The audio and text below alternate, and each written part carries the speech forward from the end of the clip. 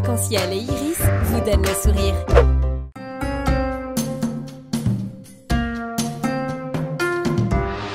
Cinq colonnes à la une. Cette semaine, dans 5 colonnes à la une, nous voyageons en compagnie de l'équipe Fleur de Cannelle, alias Lisette Maillet et Gladys Hermantraut, qui gèrent cette production depuis une saison maintenant sur nos antennes.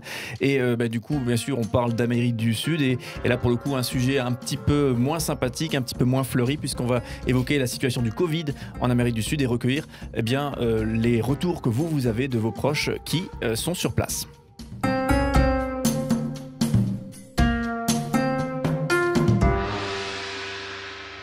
Voilà, le Covid partout dans le monde, comme on l'a déjà évoqué, pas l'envie de dresser une sorte de tableau exhaustif, expert de la situation qui pourrait y avoir justement sur cet autre continent, à savoir l'Amérique du Sud d'où vous venez, mais l'envie de profiter de ce temps qu'on passe ensemble pour parler de la production Fleur de Cannelle, pour parler des voyages que vous évoquez dans ces émissions, quand même profiter de votre présence et de vos connexions avec encore l'Amérique du Sud pour un petit peu prendre la température de comment c'est vécu là-bas, pour un petit peu se connecter à des réalités. Et ça, souvent, c'est difficile aujourd'hui de se connecter à des réalités. On a des gros titres qui nous sont affichés, mais les réalités, on a du mal à les toucher, quoi. Alors, du coup, est-ce que vous avez encore des gens sur place qui vous font des retours, Gladys ? Oui, j'ai mon frère, j'ai des neveux, et j'ai une sœur, mais j'ai surtout des nouvelles de mon frère et de mes nièces et de mon neveu. Et puis, il donne un tableau qui n'est pas, évidemment, pas si agréable à entendre. Et le confinement a commencé une semaine après la France. En Colombie, du coup. En Colombie, oui, pardon. Et jusqu'à début septembre, c'était le confinement. Il commence seulement à déconfiner. Un confinement si dur que celui que nous, on a pu connaître pendant 2 mois ? Oui, tout à fait. Pourquoi ? Parce que nous n'avons pas les moyens au niveau des hôpitaux, au niveau des personnels, au niveau simplement des médicaments. Nous n'avons pas les moyens. Nous ne sommes pas... le pays n'est pas à la hauteur, par exemple, des pays développés, plus la France ou d'autres pays. Et alors, cela permet quoi ? Permet d'éviter la contamination. Les gens étaient assez disciplinés. Les problèmes a été pour les gens qui travaillent au jour le jour. Là, c'était un problème.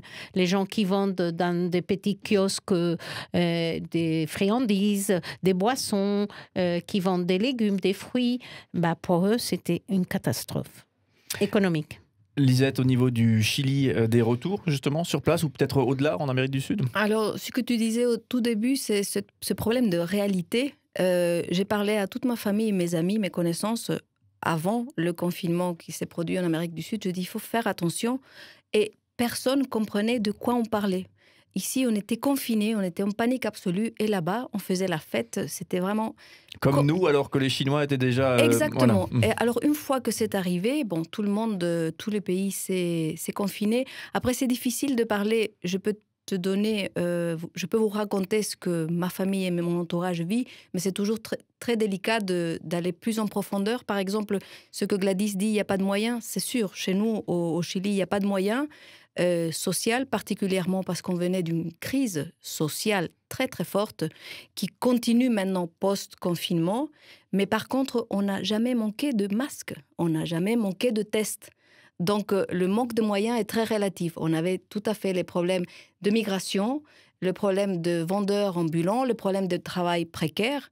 Tout ça, c'est un vrai souci. Et aujourd'hui, tous les problèmes des personnes qui perdent leur travail, c'est une réalité qu'on est en train de vivre également aujourd'hui. Donc du coup, la grosse pénurie qu'on a eue, nous, en termes de matériel médical, donc justement port du masque et compagnie, où c'était quand même un petit peu... il y a beaucoup de gens qui ont été un peu montrés du doigt. C'était pas très sérieux, on se disait, d'être en pénurie si rapidement dans les hôpitaux même. Justement, ça n'a pas été le cas au Chili. Non, au Chili, ça n'a pas été le cas en ce qui concerne masques, produits de désinfection. Non, après, il y a des relations qui sont différentes également, par exemple avec les Chinois. Actuellement, il y a un vaccin qui est en train de se tester, tout comme ici, il y a un vaccin là où il y a des essais cliniques.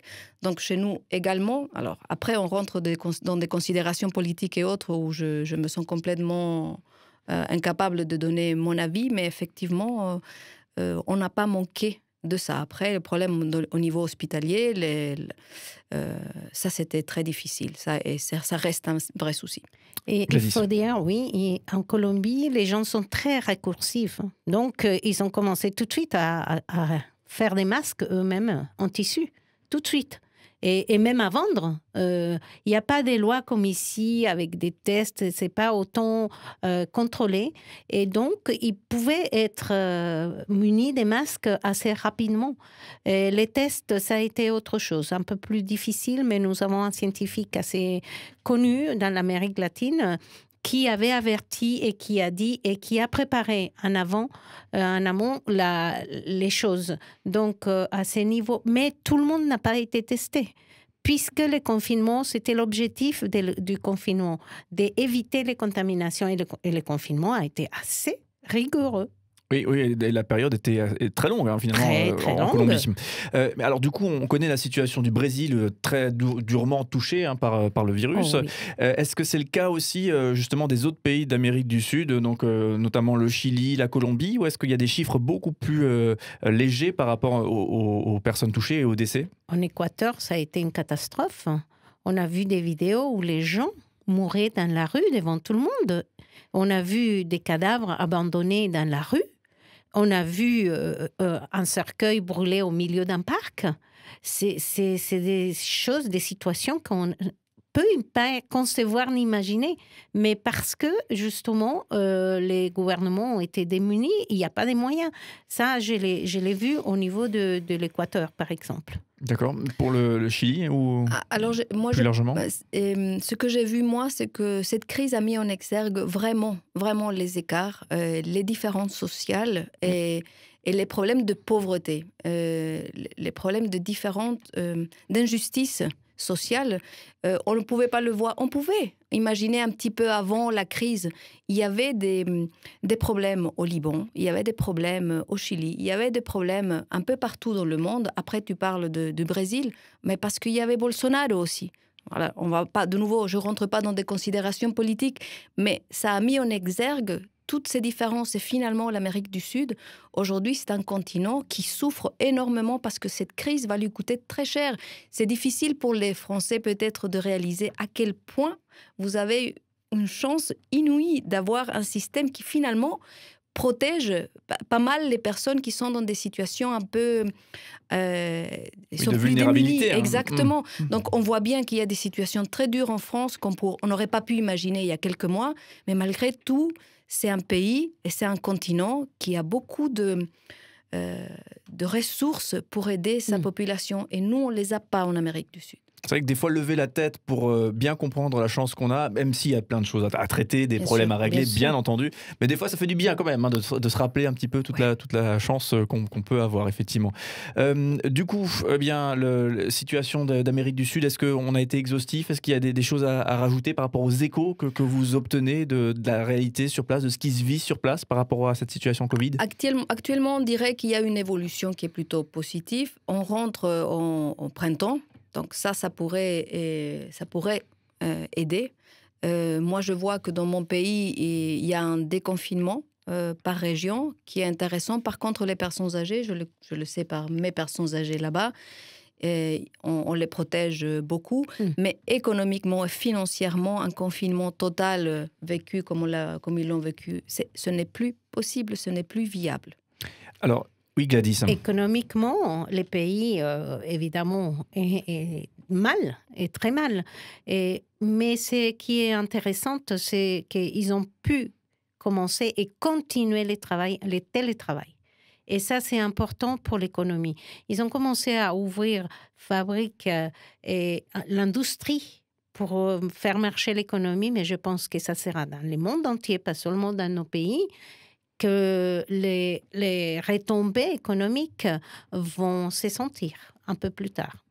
Dernière question du coup pour prendre la température de ce qui se passe au niveau de l'Amérique du Sud, justement creuser un petit peu cette question du Chili et la crise, puisque on parle du Liban maintenant qu'il y a eu cette explosion, d'un seul coup on apprend presque un contexte difficile, une crise qui finalement existe depuis un moment déjà. Alors justement on va essayer de ne pas attendre une explosion au Chili pour essayer de comprendre ce qui s'y passe. Non, sérieusement, est-ce qu'on peut avoir quelques informations pour résumer les tensions qui existent au Chili indépendamment de cette question du Covid? Oui, donc il y a tellement de crises dans le monde déjà que je pense qu'on n'a pas la capacité intellectuelle ni mentale pour prendre la température de tous.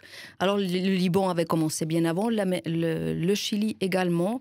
On a des problèmes au niveau politique parce que la population voit qu'il y a quand même des injustices qui ne peuvent plus tenir.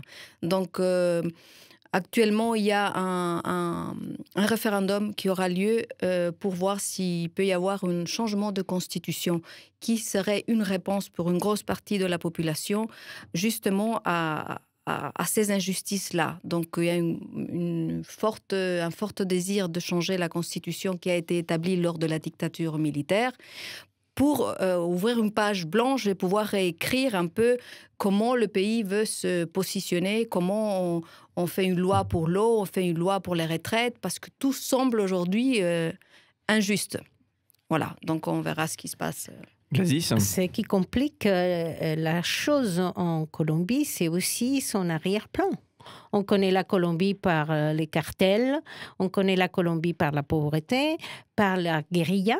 Et ça, c'est des plaies qui actuellement aussi s'ajoutent à ces crises de Covid et à la crise économique. Donc, les problèmes ont commencé aussi dans les manifestations suite à l'exemple des Gilets jaunes. C'est quelque chose qui a eu des répercussions en Colombie et que quelques mois plus tard a commencé aussi avec de la violence. Ça, au début, c'était comme en France, on proteste et tout, mais c'est déterminé. La violence, ça a monté, mais ça a flambé. Donc, le Covid a été positif dans le sens que ça a permis de calmer les choses puisque chacun était dans sa maison confinée. Ça a été la chose positive, mais l'arrière-plan du pays était pas bon et difficile.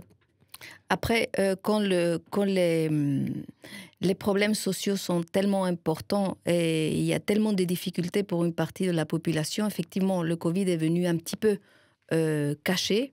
Mais je le vois dans mon pays, par exemple, c'est réparti de plus belle. C'est-à-dire qu'à un moment donné, il faut aussi se dire qu'il faut quand même résoudre les problèmes. Le problème à la source, oui. Ah oui, voilà. Ah oui, évidemment. Très bien, oui, on a Fleur de Cannelle, c'est l'émission que vous créez qui parle de voyage, mais on a presque envie de vous faire créer une autre émission qui parlerait de politique. Hein, non, on se retire. Voilà, c'est vrai qu'encore une fois, je le disais déjà, on se sent un petit peu démunis, hein, on connaît très peu cette histoire d'Amérique du Sud, et ça donne envie de mieux connaître ces histoires, ces parcours, puisque, et c'est sûrement cliché, mais de but en blanc, aller en Colombie comme ça, je me dis, mais ça serait pas un peu dangereux. Je crois que ça serait mon premier réflexe si on me disait de partir en voyage en Colombie, alors que Lisette, tu disais que c'était le plus beau voyage que tu avais pu faire, quoi. Donc voilà, c'est pour dire à quel point je pense qu'il y a une forme entre guillemets d'éducation et d'information surtout à faire passer par rapport aux réalités sur place et par rapport aux histoires aussi de ces pays. Voilà, Fleur de Cannelle en tout cas, c'est l'invité de 5 colonnes à la une toute cette semaine avec Lisette Maillet et Gladys Hermantraut.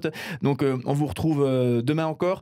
Cette fois-ci, on revient en France, on revient, puisque vous y êtes depuis 30 et 40 ans, on revient sur vos engagements associatifs ici en France, puis vous avez des engagements ici très intéressants. Voilà, là aussi c'est encore une petite parenthèse par rapport à la production Fleur de Cannelle qu'on a évoquée ensemble, mais ça vaut le détour, donc on s'autorise des parenthèses tout à fait sympathiques. Merci en tout cas d'être avec nous dans ces rendez-vous 5 colonnes à la une. Avec plaisir.